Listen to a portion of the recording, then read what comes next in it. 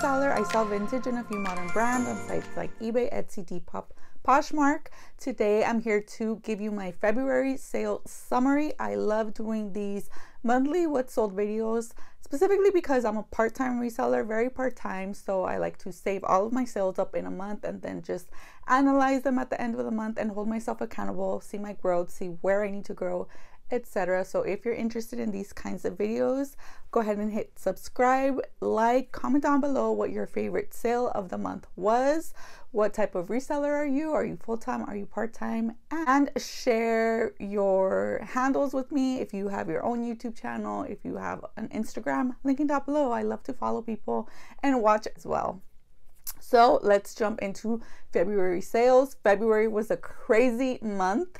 I mean, if you're on social media, you know there was so many algorithm changes. There was the general USPS mail increase. It was just a crazy month. So let's go ahead and jump right in. So on Poshmark, I had a total of 25 sales. The first sale of the month was a bundle. It was this 4-item bundle. These Tiffany style lamps, they were in one of my videos, my collab video that I did with Chelsea from Monarch Alley. I'm going to link that video up. So I listed them in December and they ended up selling in February. So I guess Christmas items sell year round. These two little lamps, one was a Christmas tree, one was a snowman. This vintage Homer Simpson t-shirt, I got this for $1 from my Dollar Day haul. And this pinup couture vintage style peasant blouse, this was a personal item that I had. I bought it at one of their warehouse sales. I think I got it for $20. Cleaning out my closet.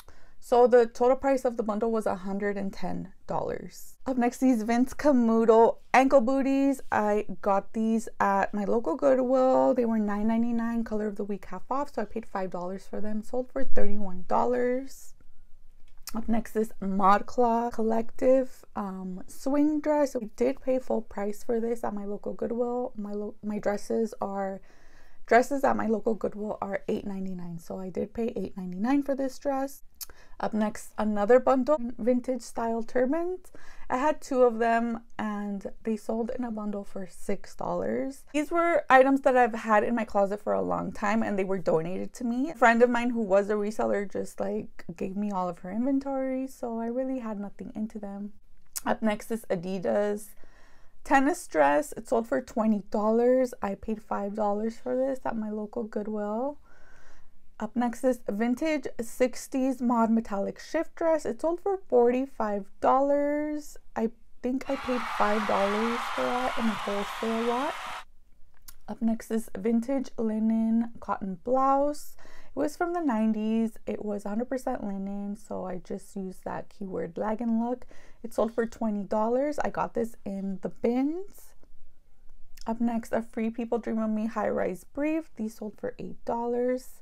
Up next, a vintage Sublime t-shirt. I paid $1 for this at the swap meet and it sold for $25. Up next, these Lululemon men's running shorts. They sold for $25. I found these at my local Goodwill. I paid $5 for them. Up next, these vintage Disney Mickey Mouse shorteralls. They sold for $28. I paid $5 for these in a wholesale lot. Up next, these Escati. I don't know how to say this brand name. Shakti Escati. It was a fit and flare dress. It sold for $15, and this was in a lot from a friend who was clearing out her closet. This next sale was also from that same sale. It was a skirt. It sold for $13. And then I sold this 7-item bundle. I kid you not, these were all stale items in my closet. So I don't know how this seller knew, but maybe she filtered by price, but like a lot of these items were already priced down to like $7, $10, and she bundled them all together. And I sent her an aggressive offer of $50 to move all of this out. I was already in the process of planning to like relist everything, but honestly, I really didn't care to relist any of these items. I wanted them gone. This Eva Mendes dress, it was new with tags, but it was size 2, so I think because it was a small size, maybe that's why it was so hard to move. These Nasty Gal denim pants, again, I had priced them down all the way to $8. This Maeve wrap dress had been priced down to $15. This Free People bodysuit, I mean, this is part of my wholesale, so I have a lot of these bodysuits and I only have $3 into them, so I'm not losing much. That Maeve dress I found at the bins, I got it for $1. This Missguided dress was priced down. Missguided is not a big seller as it is. I mean, they sell it at Forever 21. I got this dress for $1 at the swap meet. I had it priced down to $10. This Wednesday Items t-shirt, this was $1 pickup from my Dollar Day finds. And then I had this retro pinup dress. This one was priced down to $15. So 7 items in the lot. Honestly, my cost was probably $10 for all of this. This seller bundled everything. I sent her an offer for $50 and she accepted. I actually love selling these like clearance lots where people like bundle everything that I have on sale and just take it. I mean, I love that. And then my last sale of the month on Poshmark was this pink by Victoria's Secret. It was a seamless push-up bra and it sold for $14. So in the end, that was my 25 sales for $494.50. Moving on to eBay, I only had 3 sales and I kind of messed up in my last what sold video, and I said that this item was my last sale of January, but it was actually my first sale of February. So I went over $24 in my last what sold. But this vintage homemade Hawaiian dress, this one actually sold February 5th. So it's part of my February sales. That sold for $24.99. Up next, one of my Free People Naughty Eraserback bras sold for $9.99 plus shipping. And then my very last sale of February 28th, like around 10 p.m., I had this sale. It was a J. Crew wedding dress. It sold for $130. I paid $10 for this dress. And I've had this dress for, I kid you not, 2 years. This was my last purchase before COVID, before everything shut down for COVID. I remember it. I remember it was February of 2020. I went to my favorite Goodwill in Los Angeles and I found this wedding gown. I also found a Tadashi gown. Like I found a lot of like gowns and, you know, prom dresses and things like that. And then we went into lockdown and I never listed them because I was like, what's the point? There's no weddings. I finally listed it over the summer. So it took about 6 months to sell. Sold for $130 plus shipping. I feel like I could have gotten more for the dress if I just would have been more patient. But I don't know, I just like to move stuff quickly. So $130 for a $10 investment. I mean, I'm happy with it and it really made my eBay sales this month. So that was my 3 sales on eBay for a total of $164.98. Altogether, I had 28 sales in February for a total of $659.48. Is down about $200 in profit from January, but it's up 1 sale from January. In January, I only had 27 sales. So how did the algorithm changes affect me, especially on Poshmark, since Poshmark is my main selling platform? Honestly, I don't know, because like, my closet was on vacation mode for 10 days in February, and it was the week that all the drama was going on. That week my closet was closed. So I really don't know how the algorithm changes affected me. Obviously I am down $200, but my sales are pretty much on par with the way that they have always been, which leads me to believe that for us part-timers, we don't really see the changes from day to day. Maybe like obviously if you're a full-time reseller and you're on the platform all day, obviously if there's a sudden halt in sales, then you would automatically notice. But I pretty much don't feel that I was really affected.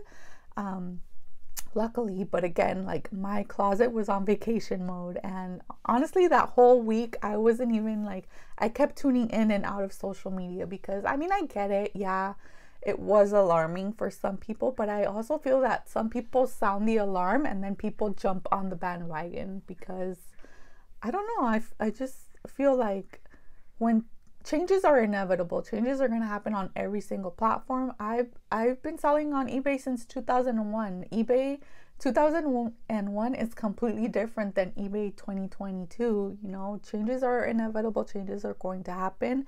And if you want to be a successful reseller, you kind of do need to learn how to adapt and, you know, roll with the changes. I do feel like Poshmark is such a special platform where I wish we did have a little more communication, like on how these features are actually helping to improve the site, because I feel like a lot of people don't know what the changes are. They just assume or they come to their own conclusions, but really the people that know how the algorithm is going to work or how the changes are going to work are the data engineers. I feel like obviously Poshmark is in the business of wanting to make money. So we just need to meet in the middle and really work as a team, because I mean, if Poshmark doesn't make money, we don't make money. So I do want to say that I have been shopping on Poshmark a lot recently, especially in January. I was buying a lot of things, and I feel that from a buyer's perspective, the search has really improved and the search is better than it's ever been. I never used to, I mean, I did shop on Poshmark from time to time, but like I would, especially for vintage, I would always go to like eBay or Etsy, but I've been buying a lot of great vintage on Poshmark lately, and it's because search has really improved. I have really been finding exactly what I've been looking for and finding it quickly. When I find it, I buy it. I either buy it full price or I put in an aggressive offer. So I feel like they are improving the app. Oh, I don't know. That's my opinion. It's not me embracing toxic positivity. So just me being self-aware, you know, like I can't be around that. I can't be around constantly negative people just like bashing, the poop emojis, the conspiracy theories. I can't be around that. Like, it brings me down. Like, I am such an empath and I'm an observer. I absorb people's energies. I can't do that, you know, like the first day I understand and I want to hear everyone's frustrations, but when it like extends for a week and then people pivot and their entire content is just like negative, I can't be around that. I'm sorry. Like, I need to step back and take a break. That's not me embracing toxic positivity. That's just me being self-aware and understanding my personal wellness, my state of mind. So yeah, very crazy month. And also, I wanted to talk about the new Posh Ambassador 2. I did get my gold sticker and I am a Posh Ambassador 2 level. And I was looking into the requirements. So there are going to be quarterly requirements. So if you don't meet your quarterly requirements, you will, I guess, your badge will be removed. And then it'll be reassessed the following quarter. So for the quarterly requirements, you'd have to list at least 250 items per quarter, and I am so behind. I said I wanted to list at least 60 listings a month. That's not going to be enough to uphold my Posh Ambassador badge. I was calculating it and it's going to be at least, I'm going to need to list at least 85 items per month, and I'm already behind. In the month of January, I only listed 45 items.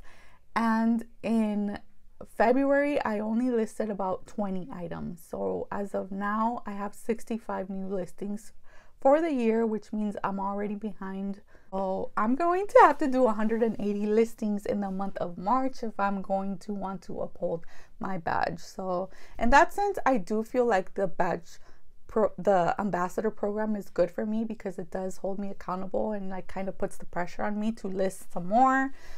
And let's see if we do it. It's just been so hard navigating traveling so much. I pretty much have something planned in March and another trip planned in April. So I just need to get ahead. I already have 25 drafts set up, so that's good. And then as far as YouTube, just pre-record and edit and have my videos queued up and ready to go. So I'm just trying to hold myself accountable and just get a little more organized. So yeah, that was it for me. I'm curious to know how sales affected you in February. Let me know. And again, I'll be back next month with my monthly what's sold. Expect that at the beginning of April. I do have videos synced up for next week. I have a shop with me at an estate sale, and then a pop-up sale video, pretty much just how I organize, how I curate. And then I do have another estate sale haul, but it's probably from January, so it might throw you off because it's so old, but I still want to share what I found at this estate sale, and it's available to shop if you're interested. So thank you guys so much for tuning in to this video. I really appreciate it. Take care, and I'll see you soon. Bye.